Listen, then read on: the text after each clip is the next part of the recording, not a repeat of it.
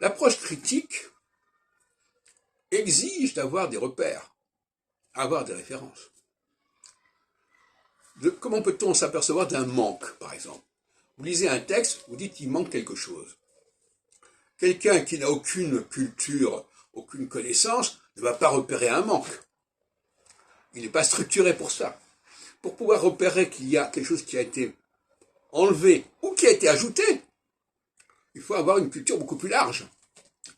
Bon. Et si on n'a pas cette largeur de culture, on est impuissant, disons les choses clairement. Bon. Donc, il faut aussi avoir une culture philosophique, une culture anthropologique. Disant, bon, ça ne peut pas s'être opposé comme ça, les choses ne se passent pas comme ça. Il faut avoir une certaine idée de ce que c'est que la science politique, que la science sociale, pour resituer les choses dans leur juste mesure, sachant qu'effectivement beaucoup de choses reviennent d'une époque à l'autre, d'un siècle à l'autre, et que par conséquent, ce qu'on a pu observer pour tel siècle vaut aussi pour un autre siècle. Bon. Mais si on n'a qu'une culture extrêmement limitée pour une période donnée sur un sujet donné, eh bien on ne va pas faire grand-chose. La critique biblique, de même que par exemple le fait d'étudier l'anglais, si vous ne connaissez pas le français et l'allemand, vous ne pouvez pas étudier l'anglais correctement. Hein, il y a trop de facteurs à comparer, à confronter, c'est pas possible. On ne peut pas se contenter de se polariser sur un sujet bien défini et bien déterminé, parce que on va manquer de recul, on va manquer de hauteur, et on ne va pas apercevoir les manques, les additions, les changements, etc. Donc ça, c'est une condition fondamentale.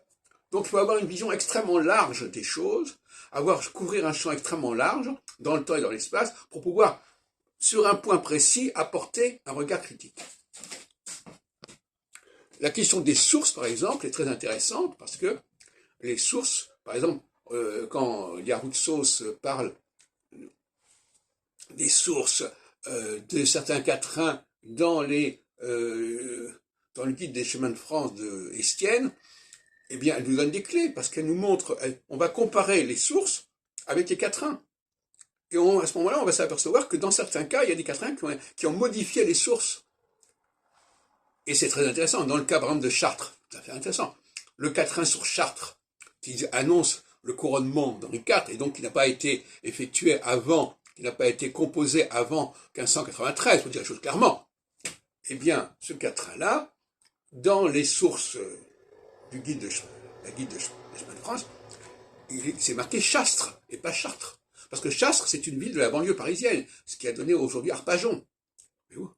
Donc si on ne comprend pas ça, on ne comprend pas comment les choses se sont déroulées. De la même façon que si on n'étudie pas la succession des éditions des Centuries, par exemple, Ben Azra, à juste titre, signale, à la suite probablement de Rousseau, que il y a eu une nouvelle édition où il y a eu des quatrains supplémentaires qui ont été ajoutés. Alors lui, il dit retrouvés. Alors ça, c'est encore plus comique. Hein.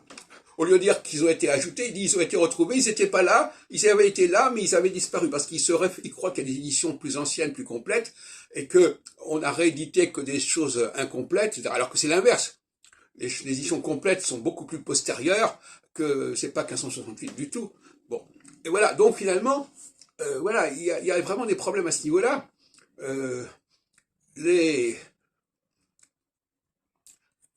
Montrer que moi j'ai fait une communication en 1997 à la journée Verdun-Saunier, j'ai montré que le quatrain Garde-toi, tour de ta proche ruine faisait partie de ces quatrains qui a été additionné à l'édition de 1588, comme par hasard. Alors Ben Azra il dit non, ça n'a pas été additionné, ça a été retrouvé. Bon, bravo.